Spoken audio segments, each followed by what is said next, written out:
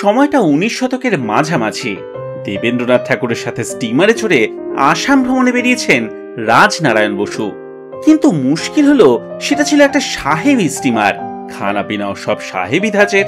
3 বেলায় মাংস সার্ভ করা হচ্ছে। এদিকে রাজনারায়ণ বাবু তো রীতিমতন ভেত বাঙালি। মাংস খেয়ে খেয়ে প্রাণ একেবারে অতিষ্ঠ। একটু মাছের ঝোল ভাত না হলে কি আর চলে?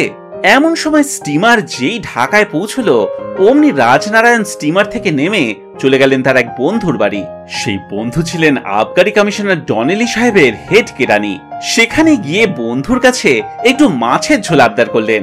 বন্ধু ও তার দাসীকে সেটা রান্না করতে বললেন। কিন্তু সেই দাসী আবার পেঁয়াজ রসুন দিয়ে যেটা রান্না করলেন সেটা আর যাই হোক বাঙালির মাছের ঝোল বলা চলে না। তাই সেটা খেয়েও রাজনারায়ণ বাবুর ঠিক রসনা তৃপ্তি হলো না। শেষমেশ বন্ধুর স্ত্রীর হাতের মাছের ঝোল খেয়ে তিনি লিখেছিলেন, অনেক দিনের পর মাছের ঝোল খাইয়া তাহা গলা দিয়া পেটে যখন পড়িল, কি পর্যন্ত ঠান্ডা হইলাম বলিতে পারি না।